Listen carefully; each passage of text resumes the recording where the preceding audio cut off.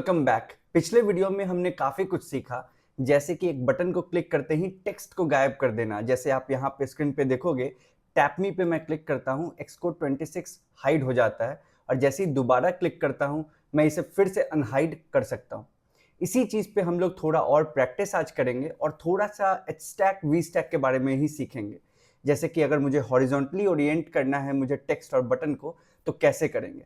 तो सबसे पहले एच स्टैक को देख लेते हैं। आप यहाँ पे स्क्रीन पे देखोगे हमारे पास वी स्टैक लिखा हुआ है। वी स्टैक का मतलब वर्टिकली स्टैक होता है, मतलब एक के नीचे एक। एच स्टैक का मतलब होता है हॉरिजॉन्टल स्टैक, मतलब एक के बाद दूसरा राइट की ओर। मैं एग्जांपल दिखाता हूँ आपको।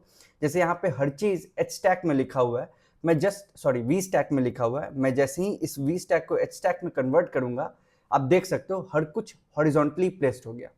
तो मैं चाहूंगा कि भाई हेलो iOS 26 तो ऊपर ही रहे, सिर्फ और सिर्फ एक्सकोड 26 और हाइड मी करके एक बटन में जनरेट करूंगा जो कि एक्सकोड 26 के जस्ट बगल में। तो मैं क्या करता हूँ, यहाँ पे जस्ट iOS 26 वाले टेक्स्ट के नीचे, हेलो iOS 26 के नीचे एक एच स्टैक क्रिएट कर लेता हूँ और उसमें ही मैं इस टेक्स्ट को डाल देता हूँ। तो जैसे ही मैं इस टेक्स्ट को इसमें डालूंगा अभी कोई असर नहीं होगा, क्योंकि उस एच स्टैक में सिर्फ और सिर्फ एक ही कंपोनेंट है, एक ही यूआई एलिमेंट है जो कि हमारा टेक्स्ट है। अब मुझे बटन बनाना है तो मैं एक बटन बना लेता हूँ। बटन आपको पता होगा कि बटन में दो चीज़ें हमें ध्यान रखनी होती है, सबसे पहला एक्शन और दूसरा बटन दिखेगा कैसा।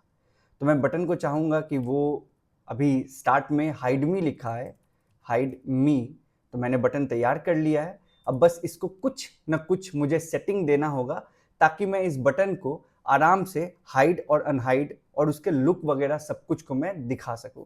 तो आप जानते हो हाइड अनहाइड अगर हमको एक्सकोड 26 को करना है तो वो तो ओपेसिटी से करेंगे, बटन के खाली लुक को हम लोग ध्यान दे लेते हैं। तो बटन के लुक के लिए सबसे पहला मैं एक फॉन्ट दे देता हूँ। फॉन्ट में इसका साइज 25 ले लेता हूँ और वेट मैं बोल्ड कर देता हूँ और डिज़ाइन में इसे राउंडेड कर देता हूँ। ठीक है, तो हमारा टेक्स्ट थोड़ा अच्छा हो गया। बस बैकग्राउंड चाहिए, तो बैकग्राउंड में इसको ब्लैक दे देता हूँ। तो इसके पास ब्लैक बैकग्राउंड आ गया, बट मुझे पैडिंग भी चाहिए तो मैं थोड़ा पैडिंग दे देता हूँ इसे। ये सब कुछ हम लोग जानते हैं क्योंकि हम लोगों ने ऑलरेडी इसे कर रखा है। बट आप एक चीज़ नोटिस करोगे, पैडिंग पे कोई असर नहीं हुआ। कारण क्या है कि हमने बैकग्राउंड के बाद दिया है, तो बैकग्राउंड के बाद पैडिंग आया है। मैं आपको जस्ट दिखाता हूँ पैडिंग का इम्पैक्ट आपको।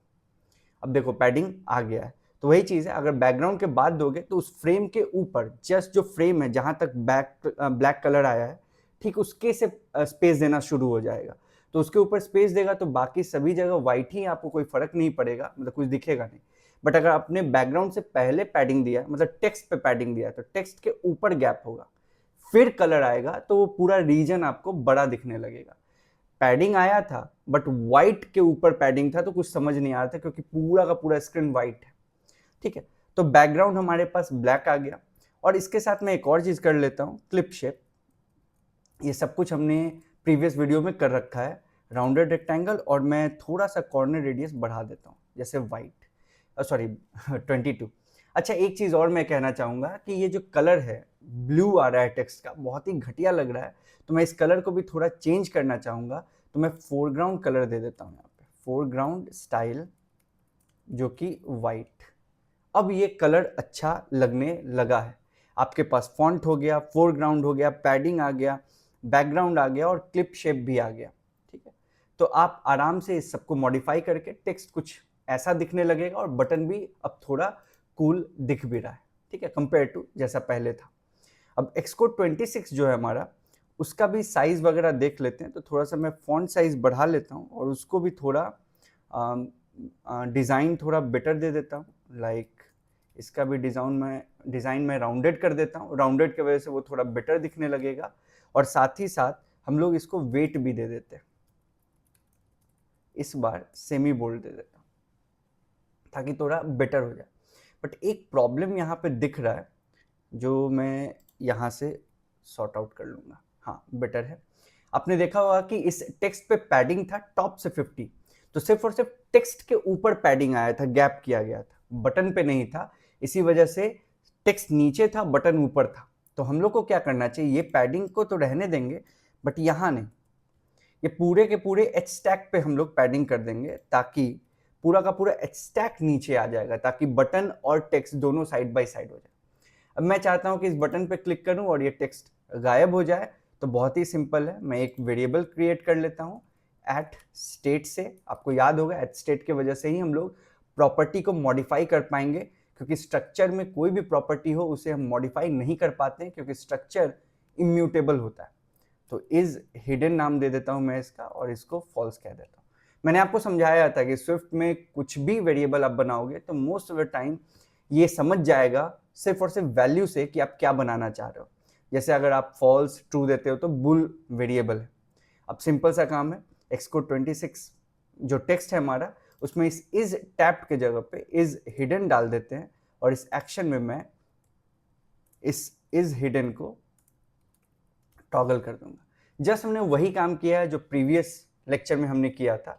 अब आप देखो यहाँ पे ये गायब हो रहा है, बट अगर आप इसको थोड़ा कूल बनाना चाहते हो, ठीक है, जैसे ओपेसिटी है तो ओपेसिटी में क्या हो रहा है, एक्सकोड 26 का जो भी स्पेस ऑक्यूपाइड है वो वहीं पे आपने बस ट्रांसपेरेंट कर दिया है तो वो ब्लॉक दिख नहीं रहा है। कभी कभी हमारी इच्छा होती है कि हम पूरे के पूरे ब्लॉक को ही गायब कर दें इंस्टेड ऑफ ट्रांसपेरेंसी, तो मैं वो भी तरीका आपको दिखाता हूँ। हम लोग सेम टर्नरी ऑपरेटर का इस्तेमाल करेंगे बट ओपेसिटी पे नहीं करेंगे। मतलब इस बार मैं ओपेसिटी को गायब कर दे रहा हूँ, मतलब ओपेसिटी जो प्रॉपर्टी है वो कमेंट कर दे रहा हूँ। डबल फॉरवर्ड स्लैश से हम लोग कमेंट करते हैं, मतलब कि ये कोड लिखा हुआ है बट रन करने पे ये कभी भी हमारे प्रोग्राम में इंक्लूड नहीं किया जाएगा। मतलब इस इंस्ट्रक्शन को कंप्यूटर कभी भी एग्जीक्यूट नहीं करेगा। तो मैं क्या कर रहा हूं, मैं जाता हूं एक्सकोड 26 टेक्स्ट पे और मैं यहीं पे टर्नरी ऑपरेटर लगाता हूं। देखो मैं कैसे करता हूं, मैं लिखूंगा इज हिडन क्वेश्चन मार्क, ठीक है, और क्वेश्चन मार्क के बाद मैं कुछ ऐसा कर देता हूं, ठीक है। मतलब कि अगर इज हिडन फॉल्स है तो कोलोन के बाद लिखा हुआ दिखाओ, तो कोलोन के बाद क्या है, एक्सकोड 26, तो अभी इज हिडन फॉल्स है तो एक्सकोड 26 दिखा रहा है। बट द मोमेंट मैं इस पर क्लिक करूंगा इज हिडन ट्रू हो जाएगा और एक्सकोड 26 के जगह पे ब्लैंक आ जाएगा। तो आप देखो क्या होगा, आपने देखा एक ऑटोमेटिक एनिमेशन इंक्लूड हो गया, क्योंकि एक्सकोड 26 पूरा का पूरा ब्लॉक श्रिंक हो गया, क्योंकि वहां पे टेक्स्ट पहले इतना था एक्सकोड 26, अब ब्लैंक कर देने की वजह से वो पूरा का पूरा गायब हो गया। तो एक अच्छा कूल एनिमेशन लग रहा है। हमने एनिमेशन किया नहीं बट हमें फ्री में एनिमेशन मिल गया। अब देखो, तो ये भी बहुत ही अच्छा है कि भाई कुछ तो कुछ एक्टिविटी हो रही है। और एक चीज मैं और करना चाहूंगा, मैं चाहूंगा कि इस टैप को चेंज करके मैं इस बटन का टैप मी का टेक्स्ट चेंज करना चाहूंगा। तो हमने अभी भी देख लिया टेक्स्ट कैसे चेंज करते हैं। तो मैं जाता हूं इस टैप बटन के पास और यहां पे देखिए मैं लिखूंगा इज टैप्ड। जब ये फॉल्स हो, मतलब टैप नहीं हुआ हो, तो टैप मी रहे, सॉरी ये वाले बटन को नहीं चेंज करना चाहिए, हमें नीचे वाले बटन को चेंज करना चाहिए जहां पे टैप मी है। तो यहां पे हम लोग जाएंगे इज टैप्ड लिखेंगे। जब इज टैप्ड फॉल्स हो तो टैप मी आना चाहिए और जब वो ट्रू हो तो टैप्ड लिखेंगे हम लोग, ठीक है। तो एक बार टेस्ट कर लेते हैं क्लिक करके। देखो आप यहाँ पे क्लिक किया टैप्ड लिखा आ रहा है, दोबारा क्लिक किया टैप मी आ रहा है। तो हमने इस टैप पिछले मतलब प्रीवियस वीडियो में बना रखा था। ये भी एक भूल है जिसमें फॉल्स हमने स्टार्ट में डाला था और हमने बटन के एक्शन में, आप यहाँ पे देखो एक्शन में इस टैप टॉगल किया था, जिसकी वजह से हम लोग जब भी क्लिक किया जाएगा तो वैल्यू निगेट मतलब उल्टा कर दिया जाएगा। और ठीक जब हम लोग क्लिक करते हैं तो इस टैप फॉल्स था पहले तो टैप मी दिखा रहा था, जैसे ही क्लिक हुआ तो वो ट्रू हो गया तो टैप दिखाया। मैं एक चीज और चेंज करना चाहूंगा यहाँ पे कि जब टैप मी लिखा हो तो रेड कलर का बैकग्राउंड हो और जब टैप्ड लिखा हो तो ब्लू कलर का बैकग्राउंड हो। आप इस वीडियो को पॉज करके पहले एक बार इंप्लीमेंट करने का ट्राई करो, फिर वीडियो पे वापस आकर के देखना कि कैसे किया जाता है। तो चलो मैं आपको दिखाता हूं कैसे किया गया। मुझे कौन सी प्रॉपर्टी चेंज करनी है, बैकग्राउंड, तो मैं बैकग्राउंड पे इज टैप्ड का यूज करूंगा टर्नरी ऑपरेटर से। तो मैं यहां आता हूं और मैं लिखूंगा इज टैप्ड। जब इज टैप्ड ट्रू हो, मतलब कि टैप कर दिया गया हो, तो कलर मैं ब्लू चाहूंगा और जब नहीं, मतलब पहली दफा है तो रेड होना चाहिए, टैप मी पे रेड आए। तो देखो अभी टैप मी पे रेड आ रहा है, मैं क्लिक करता हूं ये ब्लू हो गया।